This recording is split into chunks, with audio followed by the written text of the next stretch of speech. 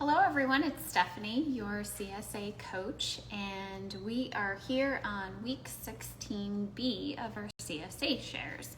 Two quick announcements. Bulk sweet peppers are available for purchase. They are 4-pound bags, $12 each. You do not need to pre-order. So at pickup, there's bags available for you to just grab at the pickup table.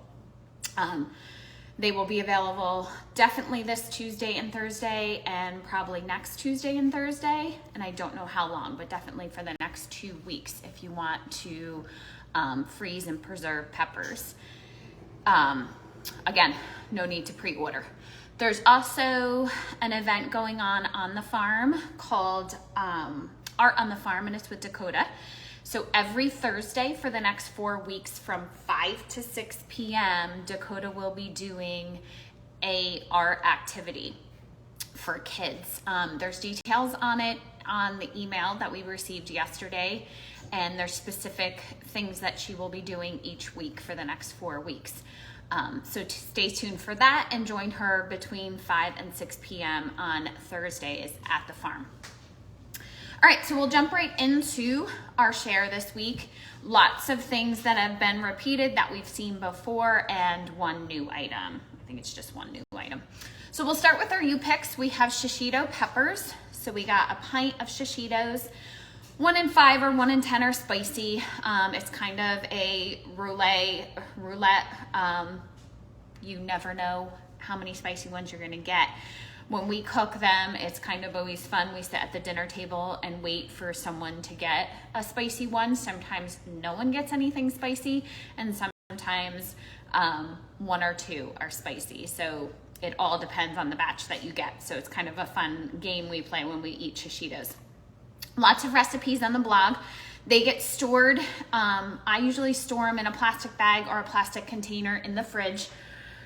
They will last, so I actually didn't use mine from last week. I'm gonna combine them with this week's. You can freeze them, but if you freeze them, you definitely need to cook them. I like to use them fresh. You can blister them. That's probably my favorite way to use them. Just a hot cast iron pan or a hot pan on the stove with some oil. Cook them that way. And then there's also a bunch of recipes on the blog. I know I have, I have pickled shishitos. I did shishitos 3 ways, I think it was last year. So check those out. I think I have a deep fried shishito pepper as well. That's really good. They're kind of like as a appetizer dipped in a dip. So check out the blog if you're looking for different ideas. These are really good in stir fries, and they're really good just served as a side. So those get stored in the fridge. We also picked cherry tomatoes. They looked beautiful this week. The U-picks, when you go to the field, at least today, I don't know what the rest of the week looks like, but the fields are wet. Thank goodness we're getting rain, but definitely prepare for being in water. I wore my rain boots, so I was fine going up and picking, but I was in a couple inches of water for the U-picks. So prepare. If you haven't gone yet, make sure you're can be sitting in water, standing in water, tromping through water for the U-picks. Our cherry tomatoes, best stored on the counter. So any of our tomatoes do not like to be refrigerated. It changes the texture and the taste of them. So store them on the counter. These I like to just serve as a snack. I throw them on salad a lot. You can certainly roast them. You can freeze them if you want to preserve, like to clean them all up, take off the stems, throw them on a sheet pan, throw them in the freezer and freeze them whole.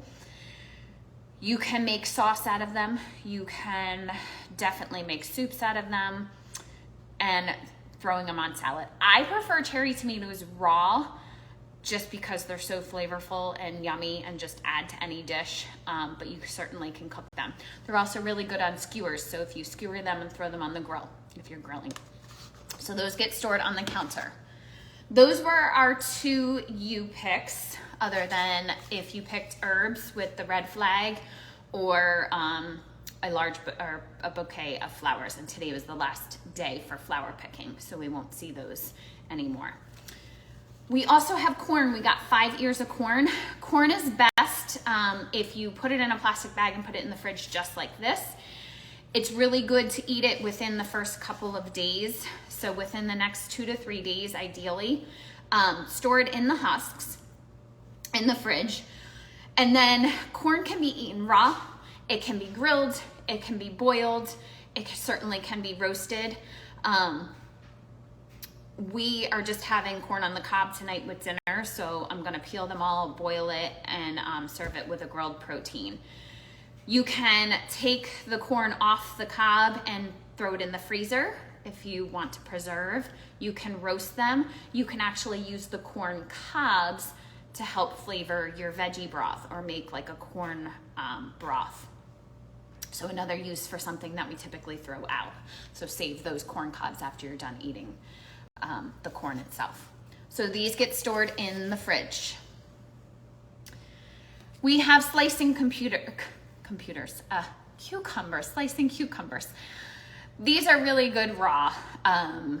We like to serve them just as an after school snack. I slice them up, clean them up. Sometimes I peel them, sometimes I don't. And then just serve them in a bowl and leave them on the table, and the kids just munch on them when they get home from school. So those are cucumbers. These get stored in the fridge, in the crisper drawer. Can also be used for cucumber salad. Can be just sliced nice and thin and put on salad. Can be sliced and put in lunches. So different options there. We got sweet peppers, a bunch of sweet peppers, and these are the ones that I mentioned are available for bulk purchase, so you can purchase 4-pound bags. But our sweet peppers can be served raw, they can be cooked, they can be roasted, they can definitely be frozen. So I know Trisha went into some detail on the email about freezing them for long-term storage and for use over the winter. They can be roasted. Again, we like to serve them raw just because they're a great after school snack or snack in lunches.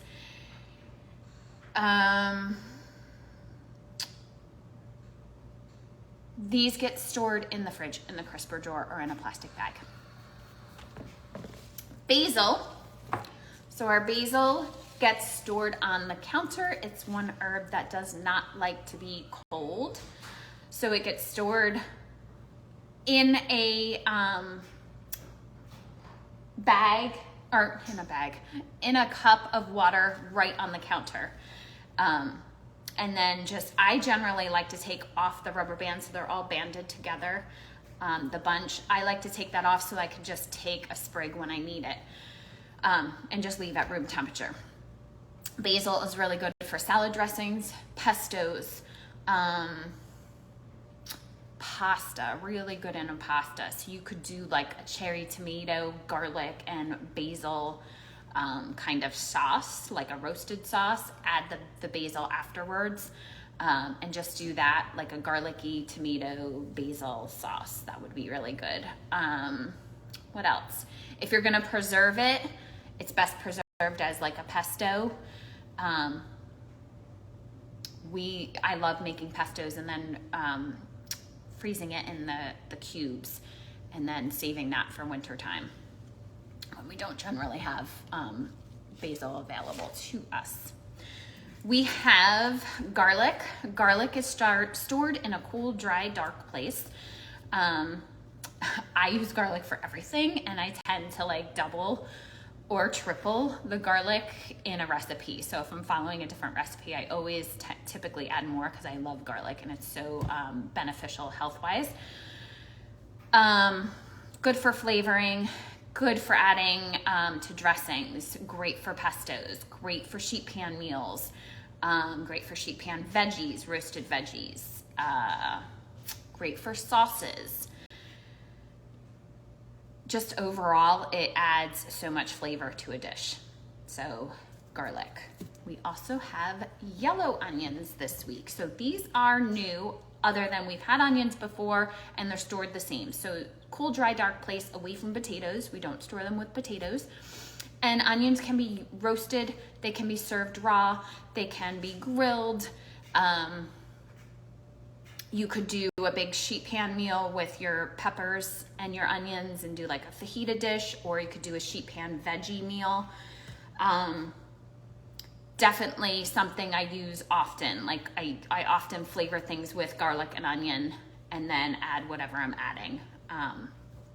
So good for sauces. Good. You could do, so the caramelized onion dressing that just got posted, was that last week or the week before? You could definitely switch it up. That calls for a sweet onion, but you could switch it up and use a yellow onion if you have no sweet onions left. So that's an option also. And you can just caramelize them too and serve them on top of a salad or on top of a burger. So those are our onions. We have tomatillos. Tomatillos can be stored on the counter or in the fridge, totally up to you. They are stored typically with their husks on, so with this papery covering. Tomatillos are typically cooked when served. I like to grill them and then blend them up into a sauce, or blend them, chop them up into like a salsa, a green salsa, but really good for sauces. Those are tomatillos or a salsa. Hot peppers, we got to pick 4 hot peppers.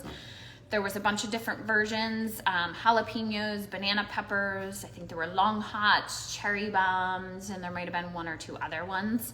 These get stored in the crisper drawer of your fridge or in a plastic bag. If you want to preserve them, you can clean them up, chop them up. I typically chop them into rounds and then measure them or write how many. So if I'm doing jalapenos, I'll write 1 or 2 jalapenos, put them in a plastic bag, and then they're ready to be frozen. And then I can use them for flavoring a cooked dish, spicing up that cooked dish.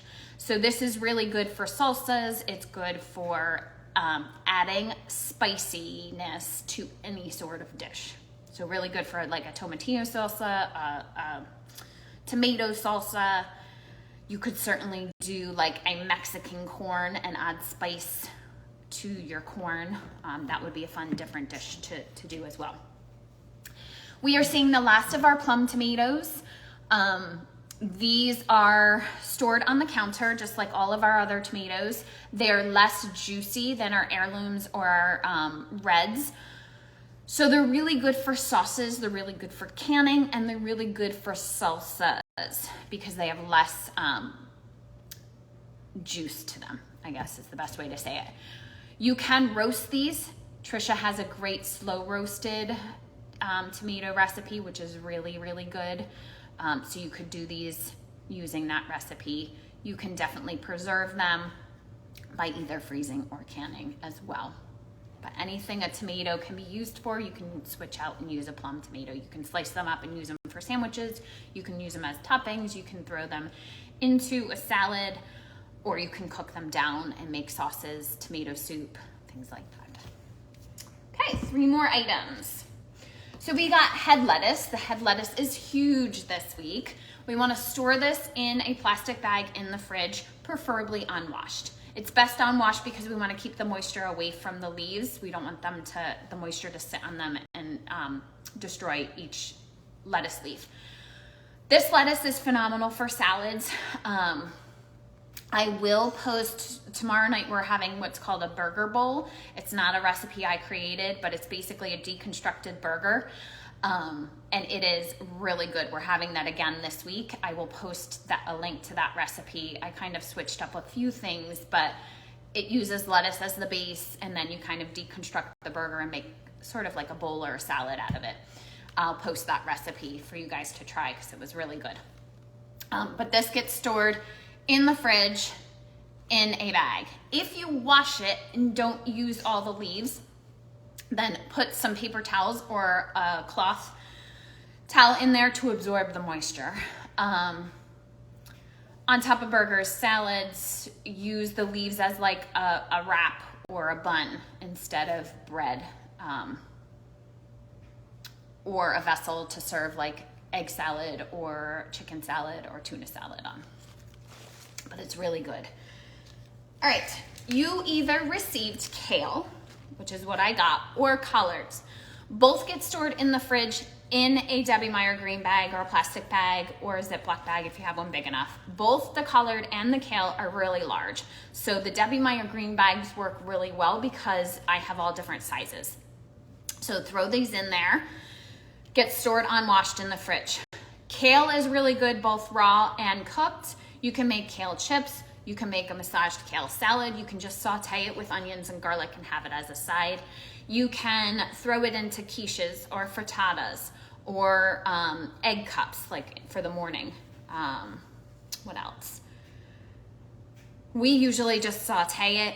I do every now and then make kale chips or do a raw salad with it, but we prefer it cooked. Collards, stored exactly the same, so in the fridge, in a plastic bag, unwashed. Collards are really good cooked. Same idea with onion, garlic. I like throwing bacon in with collards. You can also blanch them, and collards have such a hearty leaf that if you quickly blanch them, you can use the collard as a wrap. So you can throw any sort of salad or any sort of lunch meat or even just like a hummus and veggies and turn it into a wrap. Last but not least, new to the share this week is our spaghetti squash. Spaghetti squash gets stored in a cool, dry place. This will last for probably 2 to 3 months. So it's not something you need to worry about using, although it is a nice treat and something different, more fall. Spaghetti squash can be baked, it can be roasted, it can be roasted whole, it can be roasted in half. Just Google different methods of cooking it. I tend to cut it in half, take out the seeds, season it, and roast it that way. There are some recipes on the blog. I think it was last year I did a herb and garlic maybe flavored spaghetti squash as a side, and it was delicious. You can use spaghetti squash as a spaghetti. So if you make a homemade sauce, especially with all the tomatoes we got this week, you can turn that into go over your pasta, which instead of using an actual pasta, you can use the spaghetti squash as a good grain-free alternative. So that's there as well. Remember, you can purchase bulk sweet peppers and also take a look at the themes for Dakota's Art on the Farm starting this Thursday and going for 4 weeks in September. If you have any questions, concerns, things that you're struggling with using, then please post in the Facebook group and we will help and guide you along. Otherwise, I will see you next Tuesday. Enjoy the week.